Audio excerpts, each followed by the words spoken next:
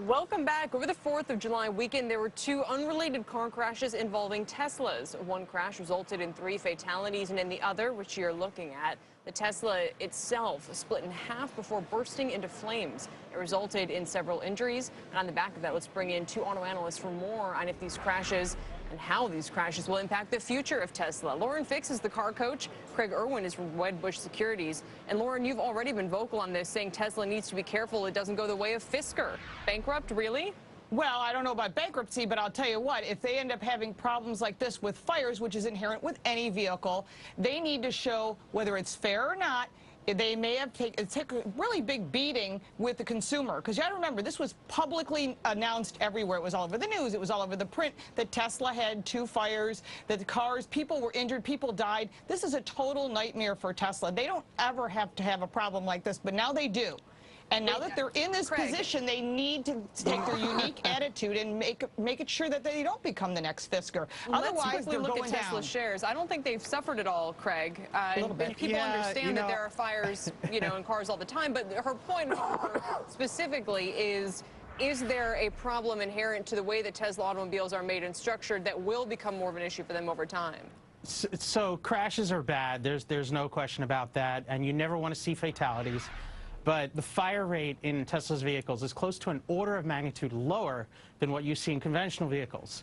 So on a relative basis, I think the danger in Tesla's vehicles is a fraction of that of the conventional vehicles that the other guest wants to defend. Realistically, I think Tesla knows how to make their cars. They've proven with their crash safety tests that they can deliver best-in-class performance. And they've got a hot car, so a lot of people want to take shots. Lauren, so what is your primary concern? I mean, I understand the general argument, but still, you have to be careful in this case, not to take a couple of incidents and extrapolate from that Tesla is going the way of the dodo bird.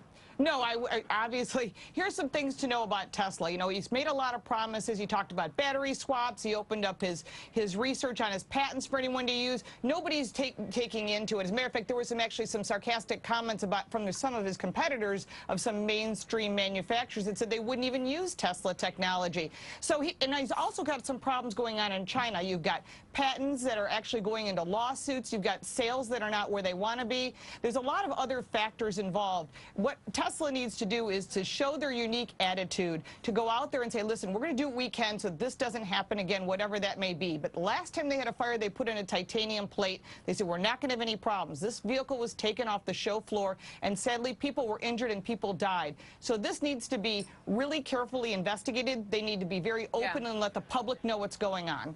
Bill Smead, do you like Tesla as an investment? We don't. We have to have a long history of profits and dividends, but we certainly admire Elon Musk. We own eBay, and he got PayPal started. So we like the idea of moving away from gasoline as a way to power cars, and we're kind of hopeful, and naturally I think a lot of people are rooting for this to be a part of a changeover to that, but other than that, that's our only interest. Stephanie, do you guys like the name?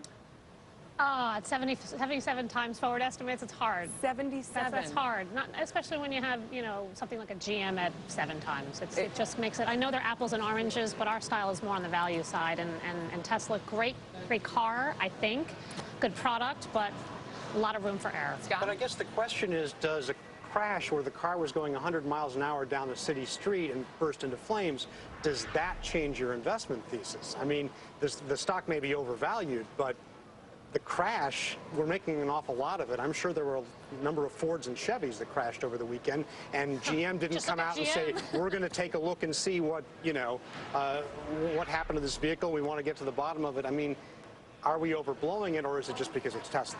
You root for Tesla. You don't invest in Tesla. Okay, I think that's it. You gotta be in their corner. I mean, come on, this guy's wild and crazy. He's everything capitalism is you want to see. He's shooting things up into space. Go for it, Elon. Okay, but invest in it. I don't think so.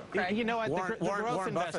The growth investors out there that own Tesla and are buying Tesla are looking at a company that basically has drivetrain cost parity with conventional vehicles today. And over the next series of years, 3 to 5 years, you're going to see them cut that cost in half. What's that going to mean for Detroit? Big things. That's why people are involved in Tesla. There's a lot of growth ahead. Last word, Bill. Yeah, we agree with that. Yeah, we agree.